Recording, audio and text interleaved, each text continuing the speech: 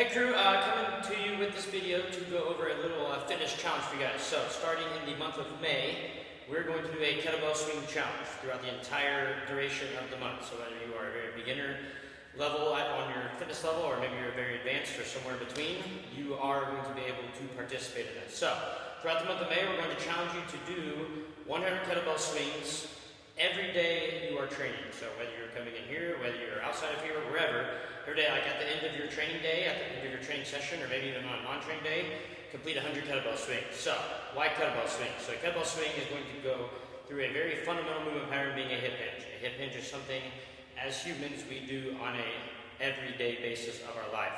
Every time you bend over to pick something up, you are technically doing a hip hinge movement pattern. So a very fundamental movement pattern to train, and that's why we train it a lot throughout different variations. But during a kettlebell swing, this allows you to go through a power output movement in an explosive manner, but still training the same hip hinge movement pattern by doing so. So how that correlates to real life scenarios, obviously the stronger you are here, the more power you can create during a kettlebell swing, doing it safely and correctly. Obviously, the stronger you're going to be in the outside world on everyday life through that movement pattern as well. So, kettlebell swing, you are training obviously hip hinge, powerful hip extension, core strength, core stability, posterior chain strength, and posterior chain stability as well. So we got glutes, obviously, all those things, and we'll go over more things in the coming videos as well.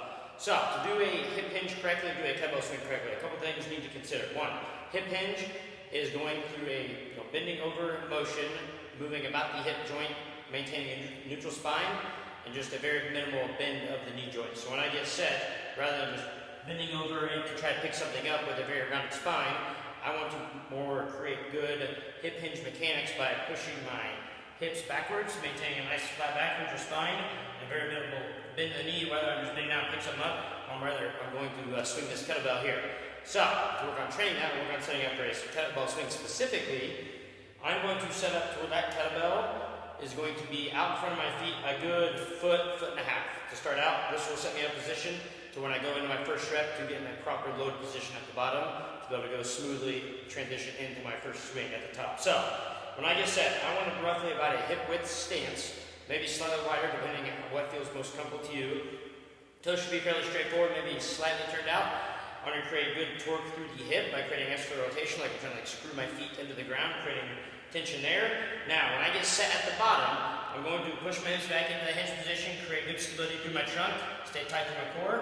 I'm going to get my hands on the kettlebell, and I'm actually going to kind of tip it back. Now, this will be my good starting position, and right before I go to swing that kettlebell underneath, I want to create tension with my shoulders and lats by pulling my shoulder blades down away from my ears. That should engage my lats, and that will help control the kettlebell with the arms when I get going. So I'm going to start here, I'm going to drag it back, load, and then I'm powerfully thrusting my hips forward, getting a good strong squeeze of my glutes, swinging that kettlebell chest high every single rep, and then when I bring it down to the bottom, my arms should be fairly relaxed, and that kettlebell is swinging down to the bottom position, staying high and tight to the legs, so almost like up in your groin area, but still with a little bit of space between the kettlebell and your groin.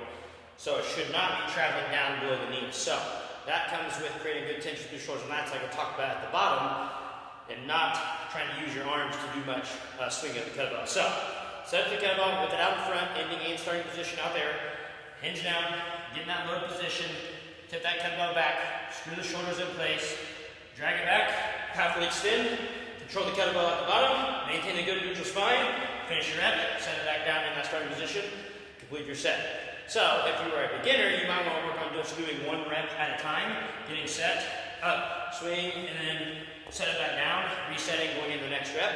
If you're a little bit more advanced, you can do like 10 to 15 reps at a time.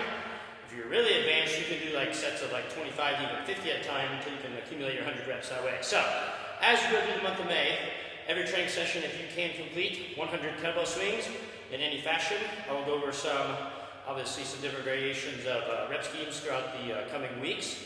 But 100 kettlebell swings is the challenge every single day. It'll help you create stronger core, more explosive, and stronger hip extension.